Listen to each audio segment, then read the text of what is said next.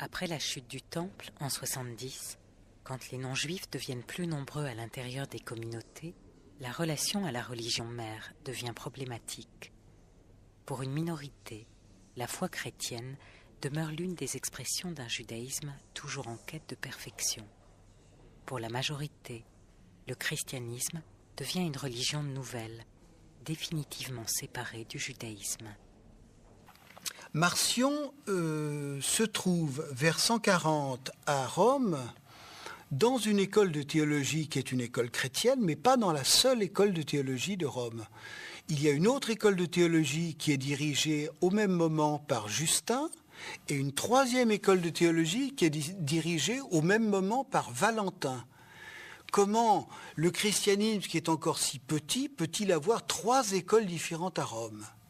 Eh bien, ces trois écoles, en fait, sont un éclatement de la synthèse, de la grande réunion faite par Polycarpe, probablement vers 120, avec l'édition des Évangiles. Les trois écoles vont chacune incarner, d'une manière plus ou moins radicale, un des courants du christianisme primitif. Les apôtres vont se retrouver dans l'école de Justin, les hellénistes dans l'école de Valentin, et c'est le courant paulinien qui est représenté dans l'école de Marcion. Mais Marcion n'est pas un paulinien comme l'Église sera paulinienne ensuite. Il est un paulinien qui ignore l'humanité de Jésus. Il s'intéresse surtout à sa divinité.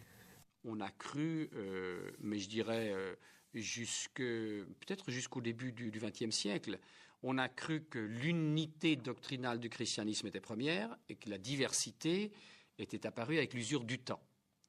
Et donc, la diversité de l'Église était un produit typique de la dégénérescence de toute idée originaire et toute unité originaire. On sait maintenant, c'est exactement l'inverse qui s'est produit, à savoir que le premier christianisme a fourmillé d'une grande diversité théologique, d'une grande diversité aussi de formes institutionnelles, d'une grande diversité dans son rapport à Israël, et que le IIe siècle fait émerger des premières tentatives de réguler cette diversité.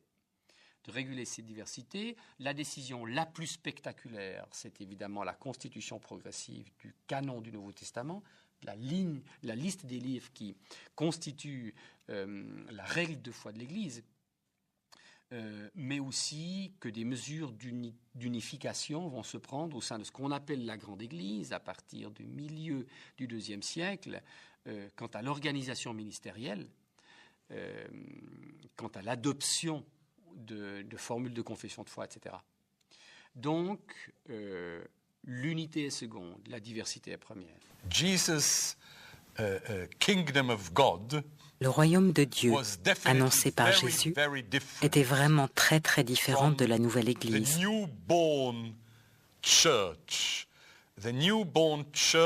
La nouvelle Église, créée entre la mort de Paul et l'année 150, l'Église qui s'est éloignée et éloignée encore de ce qu'elle était à l'origine à l'intérieur du judaïsme. Si jamais Jésus était revenu d'entre les morts vers l'an 150, et s'il avait regardé autour de lui, s'il avait vu ce qu'était devenu pour ses fidèles la nouvelle religion,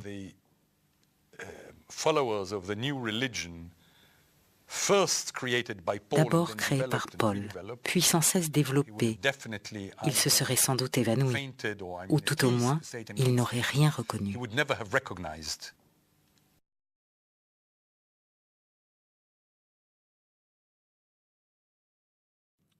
On a assisté au cours du 1er et surtout du 2e siècle, et encore après, à une prolifération incroyable d'écritures chrétiennes. Si on avait tout gardé, on aurait une collection 10 fois plus importante que celle que nous avons aujourd'hui sous le nom de Nouveau Testament. D'ailleurs, on s'intéresse beaucoup aujourd'hui à ces textes, entre guillemets, apocryphes. On les édite, on les travaille, on les étudie, on les traduit. Mais Pourquoi cette prolifération? C'est très intéressant. Je pense que dans ce que nous appelons le Nouveau Testament lui-même, il y a des traces de courants différents, pour ne pas dire opposés. Dès l'origine, le courant pagano-chrétien et le courant judéo-chrétien. Mais cette tension ne va faire que s'amplifier avec le temps. Et d'autres sensibilités vont apparaître, notamment la sensibilité pré-gnostique, puis clairement gnostique, hétérodoxe. Et chacun de ces courants va vouloir se rattacher à l'origine, c'est-à-dire rédiger des textes qui s'efforcent, qui prétendent remonter à l'origine. Le cas le plus simple, c'est d'écrire un évangile mis sur la bouche de Jésus. En l'an 140 environ, un anonyme écrit un évangile de Thomas. Mais des évangiles, en plus des 4 que nous connaissons et qui ont été retenus finalement, il y en a des dizaines. Des épîtres aussi, des apocalypses aussi. Tous les genres littéraires de notre actuel Nouveau Testament ont proliféré. Marcion est le premier à dire que le message authentique de Jésus ne peut se trouver que dans l'évangile de Luc et les 10 épîtres de Paul. C'est révolutionnaire. Jusque-là, personne n'avait osé délimiter un corpus de textes et affirmer qu'il était seul à contenir la véritable prédication de Jésus. Je pense que la décision de Marcion de constituer un corpus clos extrêmement réduit d'écriture chrétienne appelé Nouveau Testament. Et là, il est incontestable qu'il a lui-même appelé cet ensemble de textes très réduit, très court, Nouveau Testament. Donc, il est incontestable, me semble-t-il, que ça a joué un rôle très important sur la décision de l'Église de réunir un corpus plus large, élargi, d'écriture appelée Nouveau Testament, s'opposant à un Ancien Testament. Dès la fin du IIe siècle, Irénée de Lyon a été l'un des premiers pères de l'Église à s'employer à cette tâche. Son coup de génie aura été de retenir 4 évangiles, malgré leurs divergences et leurs contradictions.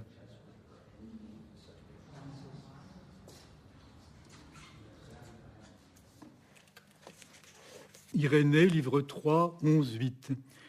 Par ailleurs, il ne peut y avoir ni un plus grand nombre, ni un plus petit nombre d'évangiles.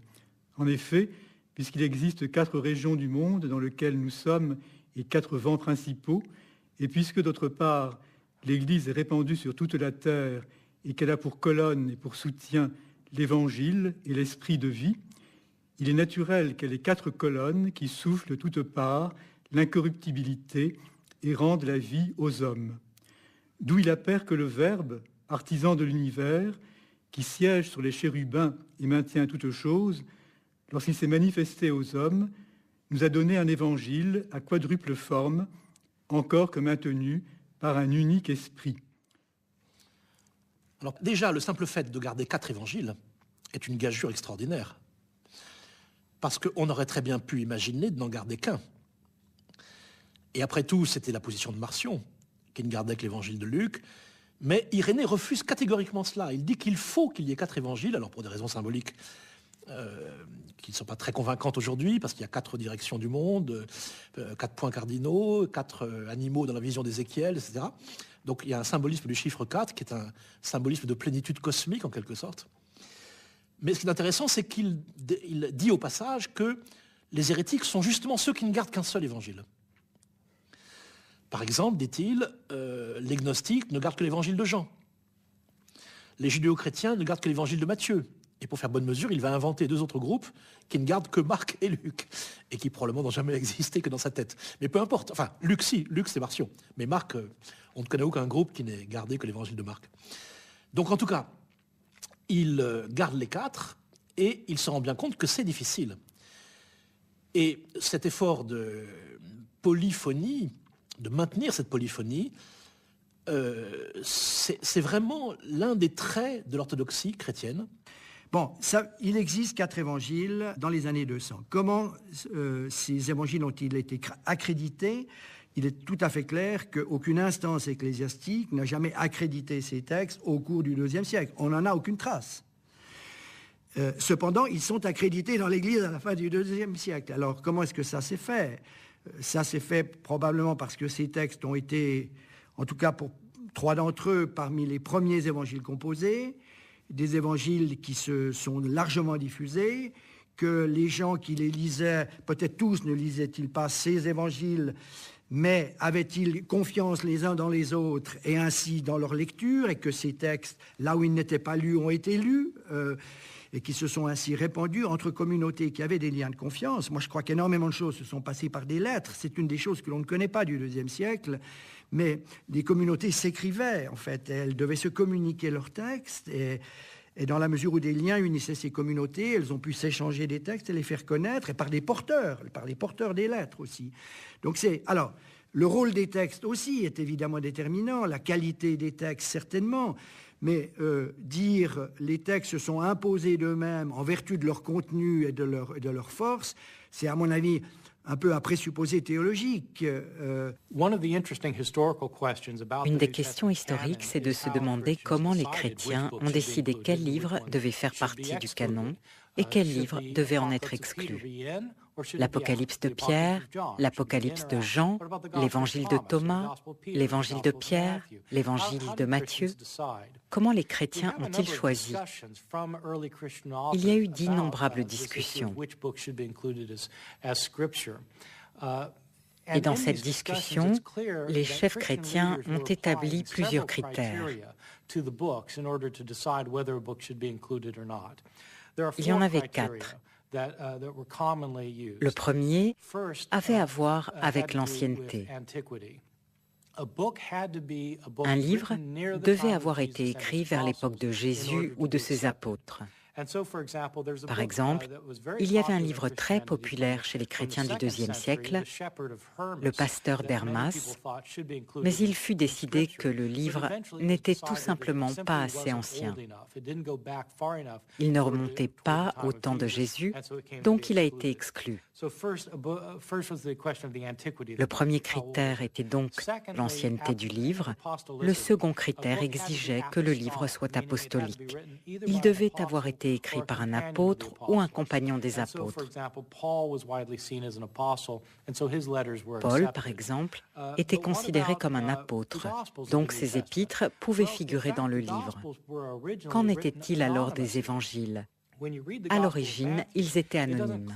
Quand on lit l'évangile de Matthieu, il n'est pas dit qu'il a été écrit par Matthieu.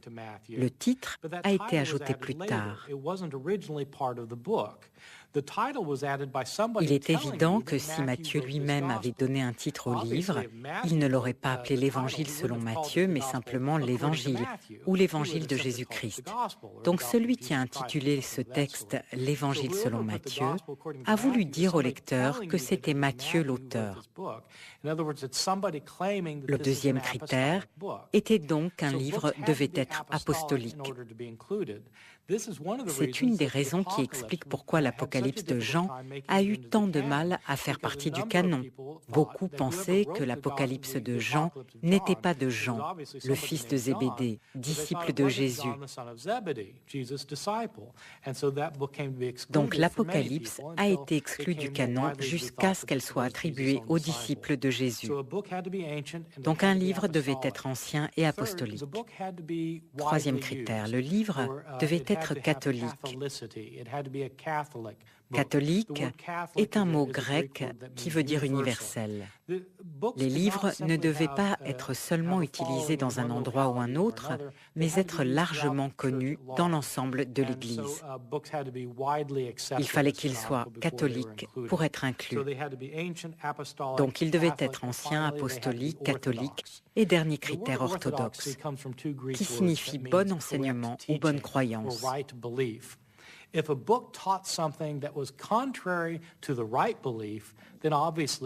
La question, bien sûr, est Qu'est-ce qu'une bonne croyance? On oppose souvent l'orthodoxie à l'hétérodoxie, hétérodoxie signifiant une autre croyance. Mais bien sûr, l'orthodoxie est ma croyance et l'hétérodoxie est votre croyance. Mon opinion est la bonne, la vôtre est mauvaise. Finalement, les chrétiens ont dû se mettre d'accord sur une doctrine acceptable par tous. Quant aux livres qu'il fallait inclure dans le Nouveau Testament, ils devaient se plier à cette orthodoxie chrétienne. C'est pourquoi des livres comme les évangiles de Matthieu, de Marc, de Luc et de Jean ont été inclus. On considérait qu'ils soutenaient la bonne vision de Jésus. Quant aux évangiles de Pierre, de Thomas, de Philippe, de Judas, ils en ont été exclus parce qu'ils enseignaient des vues hérétiques inacceptables.